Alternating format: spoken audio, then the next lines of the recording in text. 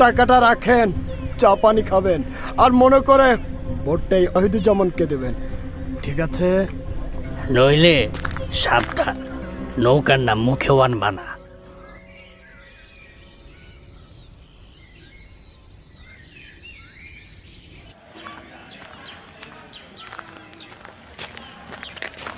Vote যা হবে সব মুসলিম লীগে, ঠিক আছে? ওরা যা কয় কোক, ভোট দিমু খোকারে, মার্কা নৌকা।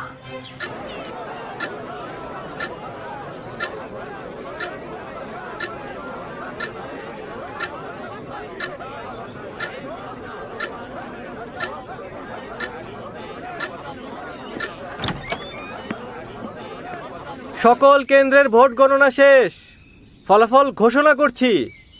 প্রতিদ্বন্দ্বীর চেয়ে দ্বিগুণ ভোট পেয়ে জয়লাভ করেছেন শেখ মুজিবুর রহমান।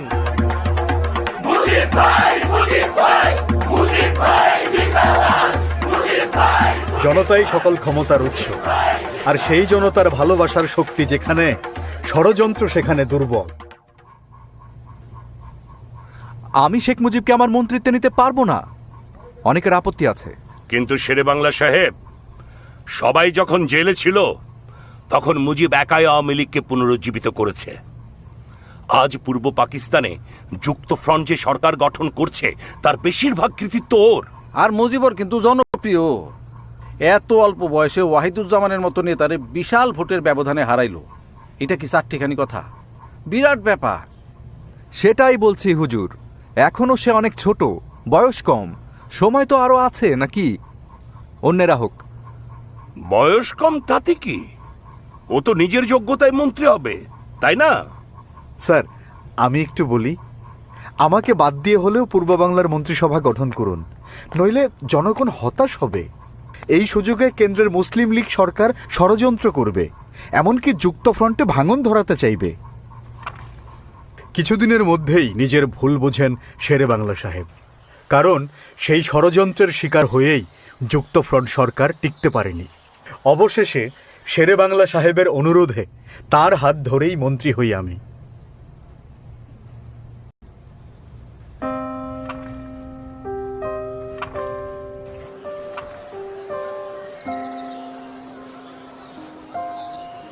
আজ দুঃখ ভারাক্রান্ত মনে এখানে সমবেত হয়েছে। আমাদের দুই মহান নেতা শহীদ সোহরাওয়ার্দী এবং শেরে বাংলা কেউই আমাদের মাঝে নেই। আজ আওয়ামী লীগকে তাই আরও শক্তিশালী করার চ্যালেঞ্জ। আমরা চাই আইয়ুব বিরোধী শক্তির ঐক্য।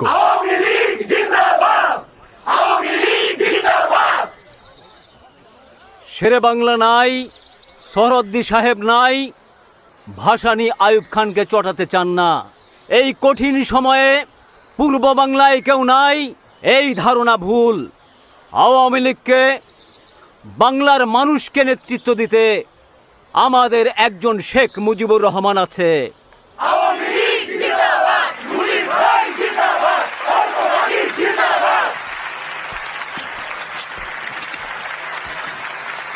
আর কতদিন বাংলার মানুষ অধিকার থেকে বঞ্চিত হবে? কতদিন আমরা পশ্চিম পাকিস্তান সরকারের করুণা নিয়ে বাঁচব?